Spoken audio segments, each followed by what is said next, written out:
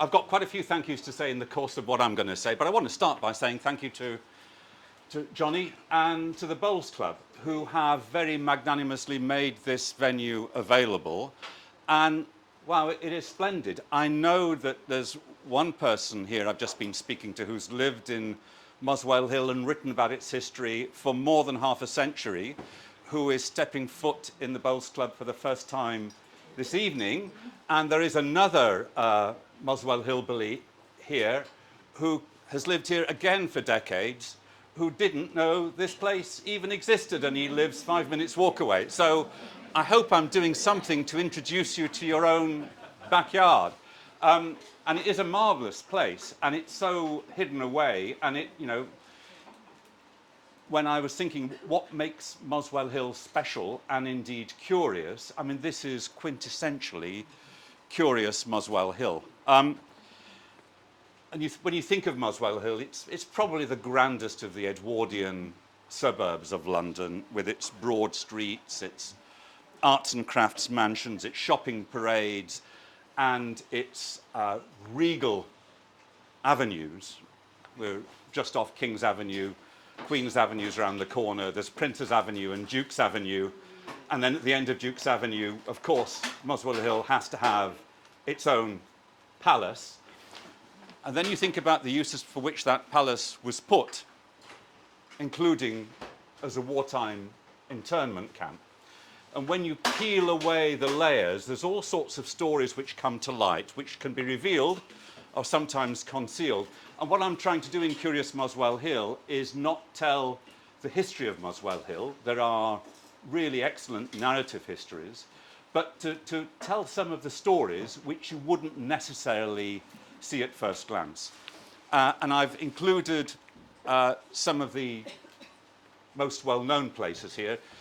You can't really do Muswell Hill without that time capsule on the Broadway, which trades as Martin's.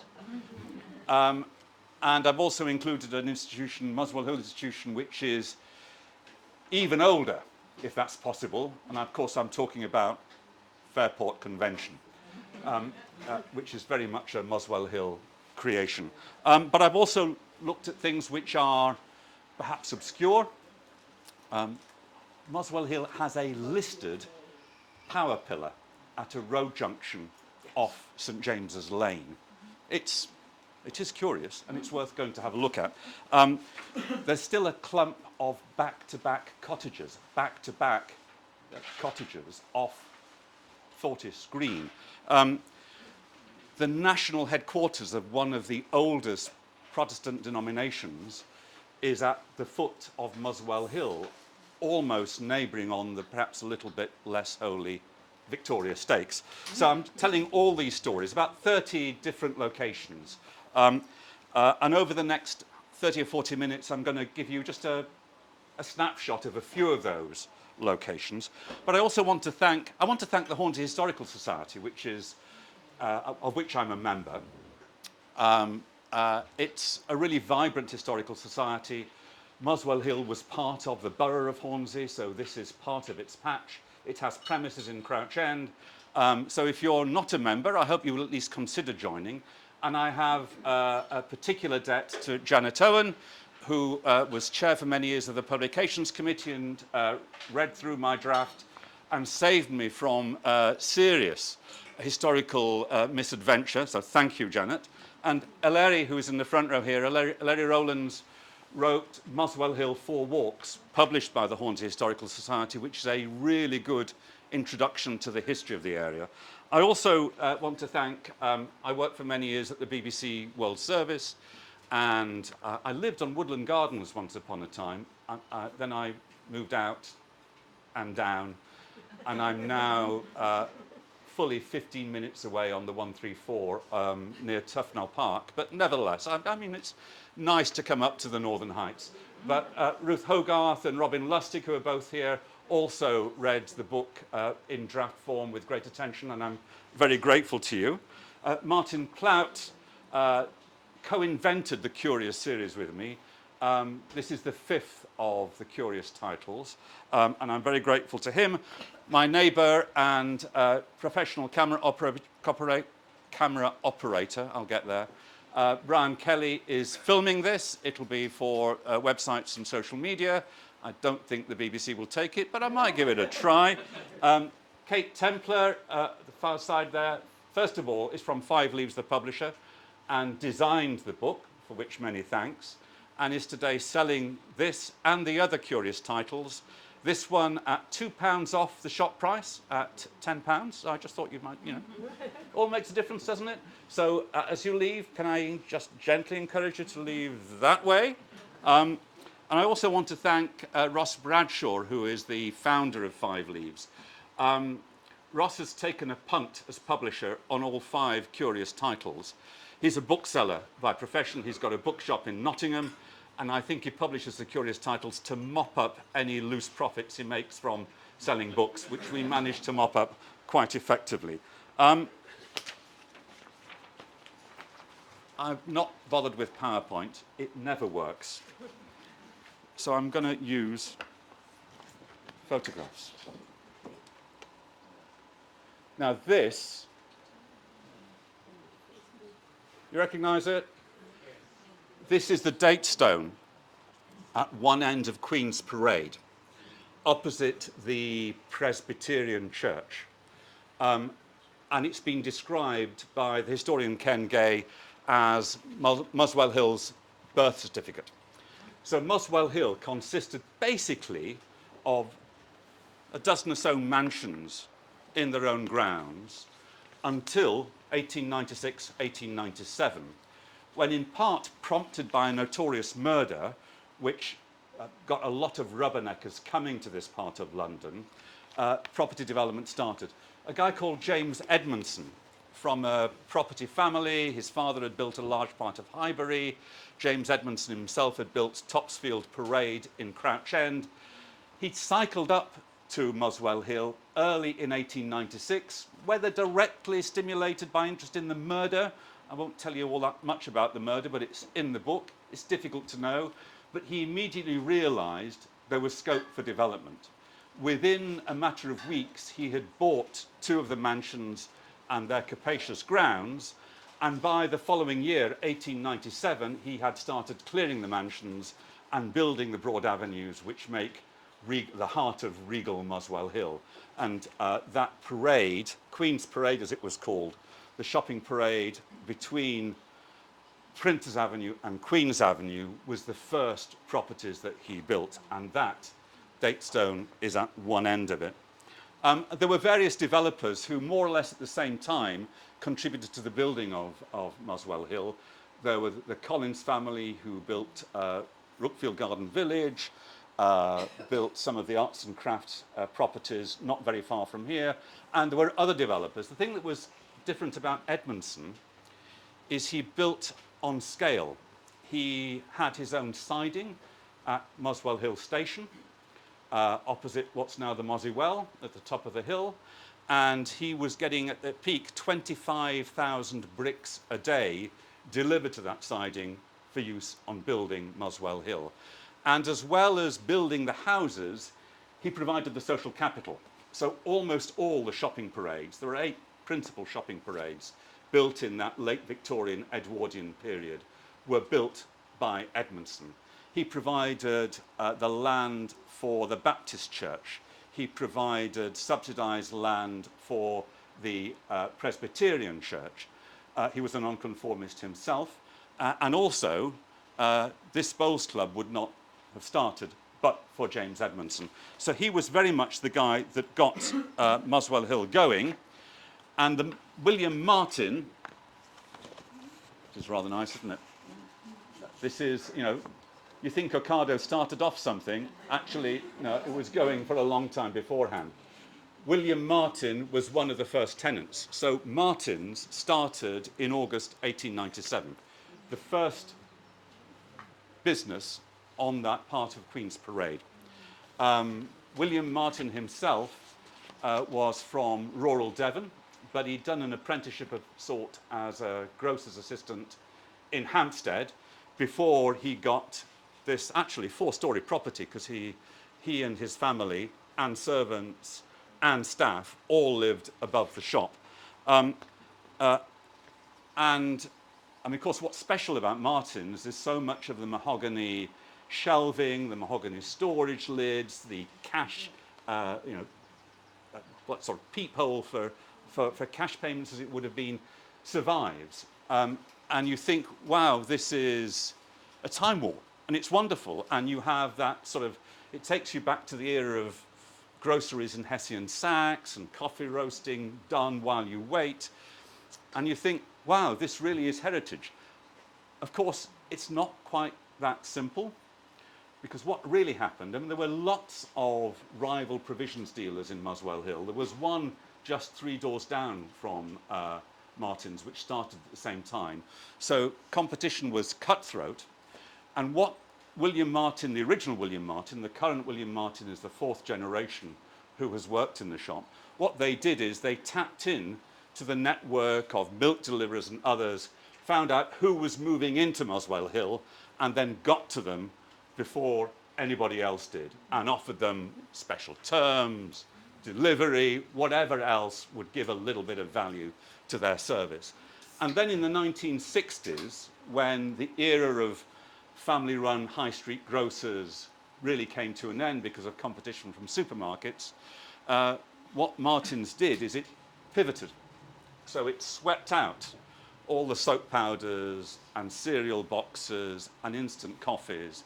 It spruced up the heritage aspect of the business, and it went for high-end specialty food, and it has worked. I think the current Mr. Martin is not here, who very kindly talked to me and showed me around, and whose photograph features in the book, and I've given him a copy. I think he may say it worked a little bit too well, because a few years ago, English Heritage said they were going to list the property, which meant he would have had to get permission for every single change. He was not happy. He even threatened, according to the Ham and High, which is, are they here? Usually reliable. He even threatened to close it down if he had to get Ham and High's permission to actually do anything, the English Heritage permission to do anything.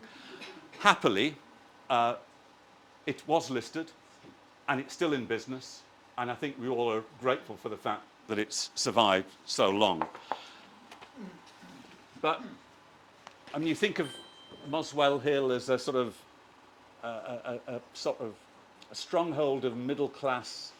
I mean, I'm almost tempted to say bourgeois respectability, but it's also been home to Victorian suffragists, Russian anarchists, African revolutionaries, Indian nationalists.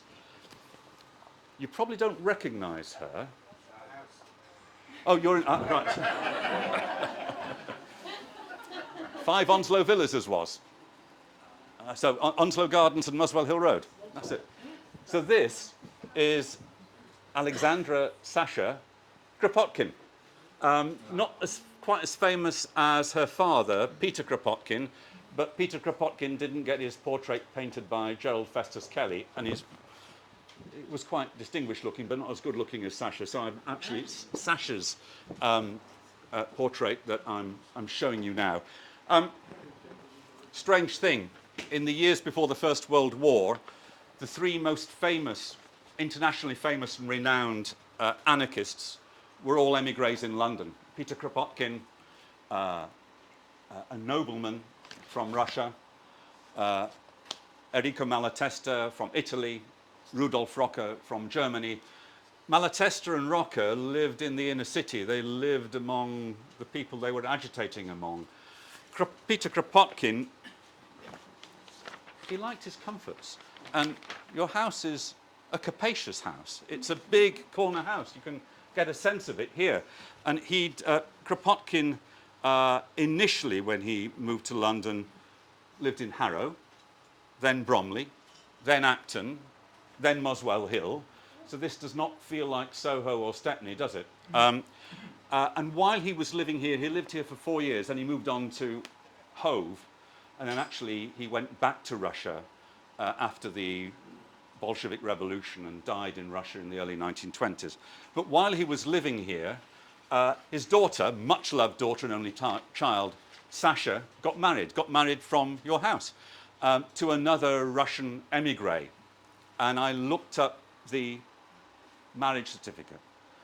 Alexandra Kropotkin is described in it as a princess. That's her occupation. Her father, Peter Kropotkin, is described as a prince. Muswell Hill is so regal that even the local anarchists are royalty. Now, I mentioned this lot.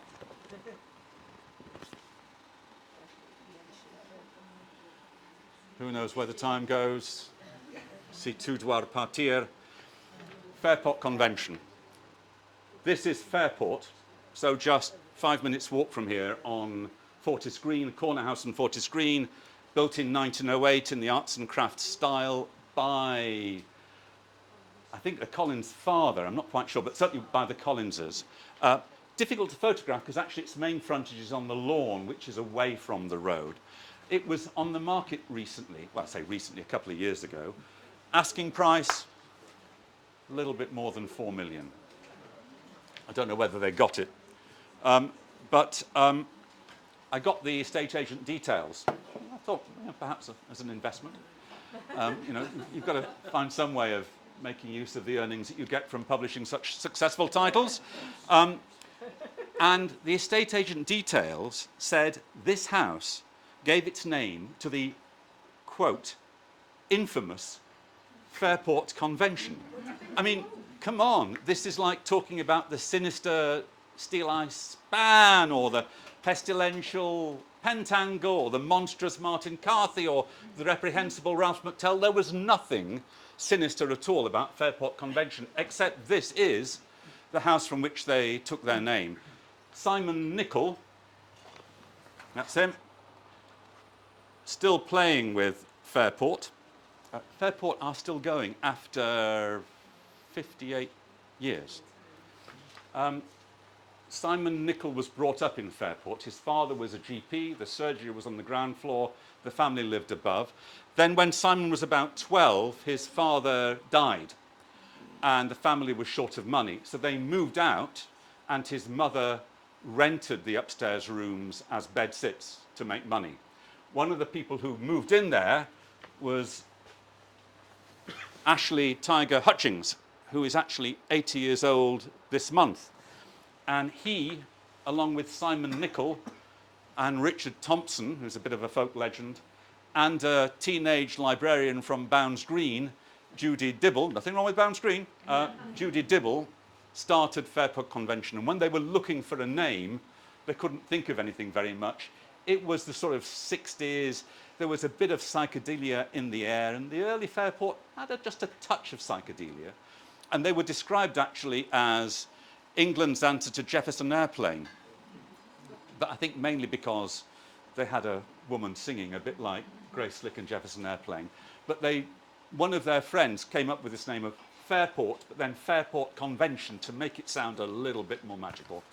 And the name stuck, and the band stuck.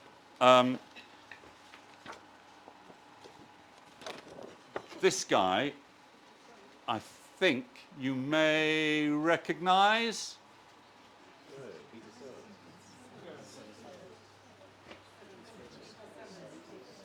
So, Peter Sellers had a slightly complicated childhood. In fact, he had a slightly complicated life.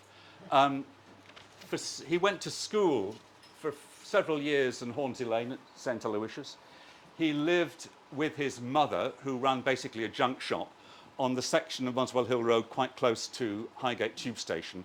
And there's a blue plaque put up by the Dead Comic Society. Must be a better way of naming an organisation than that. Anyway, but the Dead Comic Society on that very small and basically a 2-up, 2-down cottage. When he started making money after the Second World War, early 1950s, this is the area to which he returned. And with his new wife, Anne Howe, and their son, whose name I have here, I think it's Michael, their baby son, they moved into an elegant Art Deco house, still standing on Tetherdown. This was early in 1955. And Peter Sellers, who was a publicity hound, he never lost a chance, insisted on getting a photographer, professional photographer, to take this publicity shot. That baby does not look happy. Do you know why? That's snow. And that baby is not very well wrapped up. So how many takes did it take to get that photo done? No wonder he feels a little bit cold and slightly cheesed off. And by the way, the house that they moved into is the one behind the photographer. So the house that you're actually seeing there in the background is the one opposite their house, which is 72 Tetherdown. They lived there for about a couple of years, and Peter Sellers was always, he was deeply restless. He was restless in every aspect of his life. Career, women, cars. Spike Milligan once said that, described cars as Peter Sellers' metal underpants because he changed his car so often. And the marriage didn't last all that long. But while Peter Sellers was living on Tetherdown, his movie career took off in a big way, and he starred in a movie, one of those marvelous feel-good movies, but with a higher death count than the Duchess of Malfi, set in and around King's Cross. The Lady Killers, yeah. So he was in The Lady Killers, and that was while he was here. Very different, this. Now, I'm rather hoping that this one has got you all. You didn't know. Yes. Okay, so it hasn't got you all. Muswell Hill has its own Mogul garden on a back garden in Hillfield Avenue, that steeply sloping street opposite the former church that's now a steakhouse. And I don't know whether Ruth is here. She was hoping that she might be here. An artist-designer couple about 20 years ago became convinced that there was an Indian trace in the architecture of many of the buildings at the heart of Muswell Hill. And actually, if you look at the HSBC building on the Broadway, it has what you might call a chhatri or cupola at the top. It looks extremely Indianesque. And if you look around the balconies, the plasterwork, the chinoiserie in porches, it feels almost colonial. It almost feels like it's being built for people who are coming back from the colonies and want something which gives them at least some reminder of the social status and space that they enjoyed when they were in Malaya or Kenya or India or whenever. And they became so convinced of this that they redesigned their back garden in Mughal style. And it's rather wonderful. It's on 4 terraces. It has an octagonal fountain in the middle. The watercourses, which are really a big part of Mughal ornamental gardens, are marked by cobalt blue tiles. And in the back, can't really see it, but you'll see it better in the book, not that I'm plugging it. There's a garden shed which looks distinctly oriental. It's got little slats of windows, and which apparently is known in the family as the Turkish bordello. And this used to be open to the public on occasions. It's now a little bit less easily accessible, but it is wonderful. And next door to the Mughal Gardens is where, do you know the name of Viv Stanshall? Yeah. Viv Stanshall of the Bonzo Dog Doodah band. I'm an urban spaceman, baby. It was in the top 5 once. It's where he lived towards the end of his life, and sadly it's where he died. His room caught fire and he died in the blaze. And it was only shortly after that that the garden next door became this wonderful Mughal garden. And I just think that Viv Stanshall would be tickled pink by the idea that his neighbour's garden has gone full Mughal.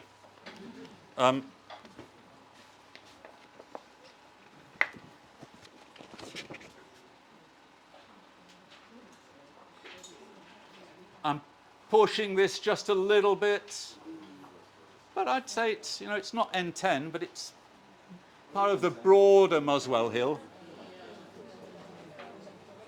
This is the Furlong and Colney Hatch Lane.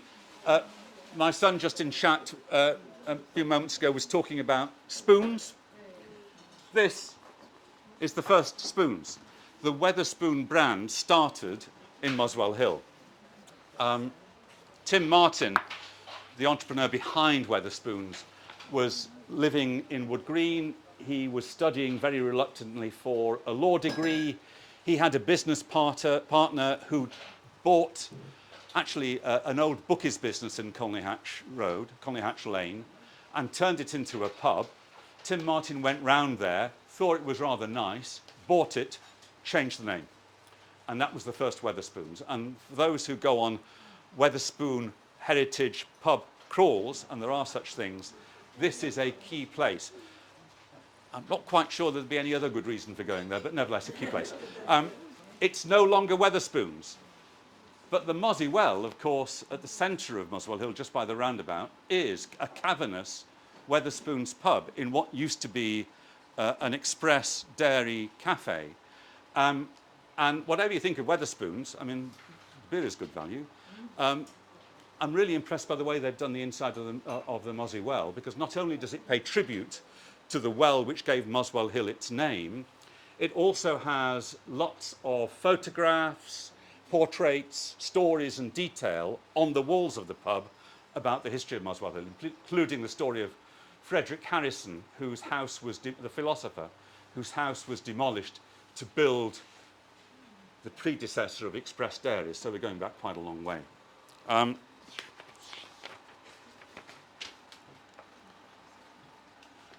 you know this guy?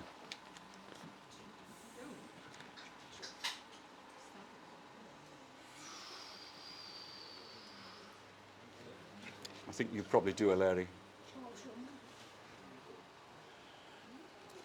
This is Charles Rook.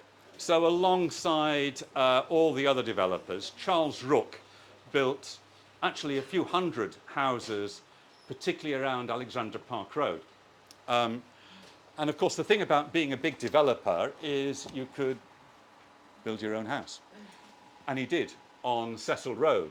And he built it double-fronted, 7 bedrooms, tennis court out the back, which meant everybody else's gardens was a little bit cringed and pushed back to make room for it. And he had stables for 2 horses and a garage, which is what I call hedging your bets.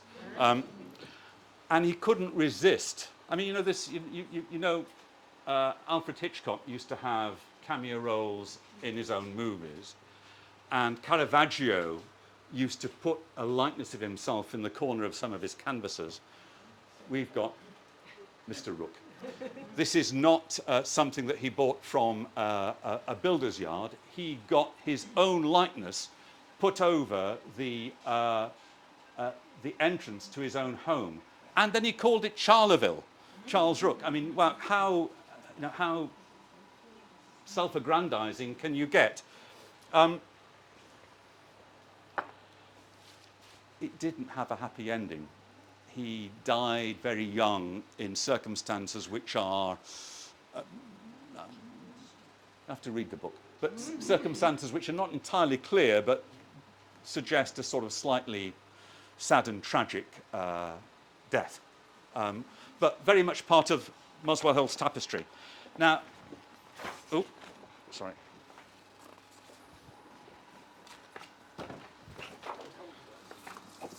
Right.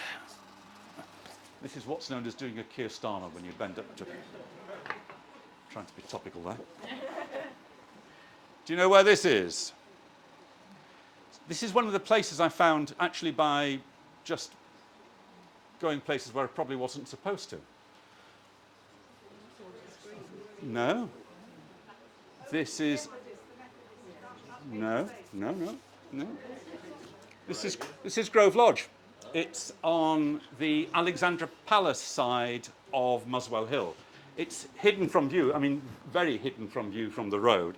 And it's only when you walk by the side of the house that you see this south-facing frontage. The house was, there's been a house there since the 17th century. It was extensively redone in the mid-19th century. And not only is the building interesting, it's one of those fairly rare survivals of big self-standing mansions that date prior to the building of the suburb. The family who lived there in the 40s and 50s were very interesting. The guy that was the paterfamilias was a guy called William Ashurst, a radical advocate of parliamentary reform, lots of other causes, supported the development of the penny post, opposed church rates, and he had 4 daughters, all of whom shared his radicalism. And they had often weekend sort of open tables, and people, particularly like Giuseppe Mazzini, the Italian nationalist who was an emigre in London, Robert Owen, the socialist and industrialist, and George Holyoake, who was a free thought campaigner, would be among the people who gathered there to put the world to rights. All 4 of his daughters themselves had quite high profile and courageous careers in public life and in politics. This is Emily Ashurst. You see here, she translated Mazzini's letters from Italian into English, and she painted Mazzini. She painted his portrait and painted the portrait of quite a few radical politicians from that era. They became known as the Muswell Hill Brigade. They were seen to be not quite a movement, but a focal point for intellectual, reform-minded radicalism. In 1866, the 3 surviving daughters of Ashurst and 2 of their daughters put their names to the petition that was presented to Parliament for women's suffrage. So this was one of the first, sort of what you might call, attempts through political procedure to make the case that women should have the vote. And this is more than half a century before women got the vote and a generation before the suffragette movement. So Emily and her sisters were pioneers of the women's suffrage movement. I couldn't really do Muswell Hill without looking at St. James's Church, completed in 1902. The spire, that spire which almost defines Muswell Hill visually, was a few years later. But it got badly knocked about during the Second World War and was closed for several years while repairs took place. But among the stained glass windows to survive was one that caught my attention. In ever-loving memory of Walter John Vasey, Lieutenant, the Corps of Royal Engineers, attached the Royal Bombay Sappers and Miners, who was killed while flying on duty at Arawali, Northwest Frontier Province, India, on Easter Sunday, 4th of April, 1926, age 25. It's just one of those, I checked with the church. The church knew nothing more about the Vasey family or that death. But the Times of India, and indeed, of course, the UK Times, are both digitally searchable. And I was able to find out quite a lot about him. So the Vasey family lived on Queen's Avenue, very close to here. Vasey's father had a millinery business. The son attended Sandhurst, the military college. He was sent out to India in October 1924, when he'd be about 23. He was a very good sportsman. He played cricket in what were called the quadrangular cricket tournament every year in Pune in West India, playing for the Europeans in their annual matches against the Hindus, the Mohammedans, and the Sikhs. It's quite interesting. The Europeans defined by geography, and the other teams competing are defined by religion. What does that tell you? What was he doing in Arawali? I don't exactly know, but the northwest frontier, which is now the part of Pakistan adjoining Afghanistan, was between the wars the biggest scene of insurgency against the British Raj. And the British Indian Army was often at full stretch trying to douse down that insurgency, often pursued by tribal fighters, the sort of people who are reputed to have harbored bin Laden in the aftermath of 9/11. And the insurgency reached such a level that the British used what I think we would now describe as collective punishment to try and dissuade locals from taking up arms. Certainly they bombed villages, and I don't think they were really, I couldn't see how they could be bombing military targets because their opponents were not organised in that way. So one part of the Raj, Vesey was playing cricket with Indians. In another part of the Raj, he was aiding and abetting, one has to assume, the dropping of bombs on Indians. How did he die? The Times of India had an account of the crash that killed Vesey. It said, "It's hard to believe that his death was the result of an ordinary accident. Far more likely is that the machine crashed while the pilot was stunting, an accident and a practice which we are told are becoming far too common in the RAF." So the suggestion was that he was killed because his pilot was showing off. In the UK Times, a notice in memory of our darling Johnny appeared in the personal columns every year for the next 15 years.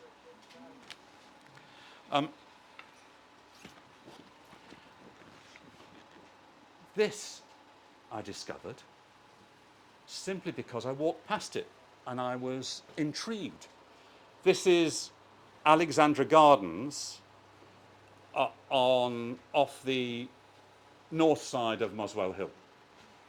And it's a residential street, but there's one property which doesn't look residential, it looks more institutional. Its roof is pitched that way rather than front back. It's just the way it has large windows on the first floor which give an institutional look to it. And if you look very carefully, you can see inscribed just above the windows on the ground floor the words Village Club. Well, everybody else said they didn't know of a village club. I mean, it's not as well known to Muswell hillbillies as this club. So it made me rather curious, and I did a search on it, and it turns out that the London Archive has quite a file of documents about this club. It was set up in 1889 by St James's. They wanted a form of outreach to the working class. I think they felt that working class Christians didn't feel all that welcome in the church, and they wanted to find a way of reaching out to them, encouraging them to be, above all, temperate, but also somewhere where they could perhaps hold their own less formal Sunday services. So they raised money from benefactors and built this club, which had a kitchen, it had a piano, it had a bagatelle table. Arrangements were made that commuters could put their newspapers and magazines in a trough when they returned to Muswell Hill Station, and they would be taken to the impecunious workers at their village club every evening. And it feels terribly patronising, but I suppose it probably fulfilled a need. And of course, what it didn't have was a bar. And it worked quite well for a while. The trouble was, Muswell Hill didn't have a working class community. There were a few modest cottages down St James's Lane, not far from Alexandra Gardens, but actually, when Muswell Hill was developed, what were not built were houses for workers. In fact, the Hornsey Journal commented in 1899, among all the newly built and unoccupied houses in Muswell Hill, there is not one suitable for a working man. Finally, I'm getting the message.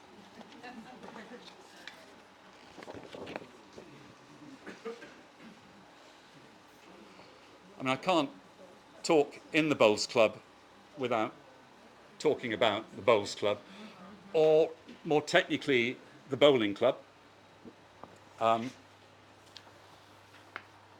So this was through the philanthropy of James Edmondson.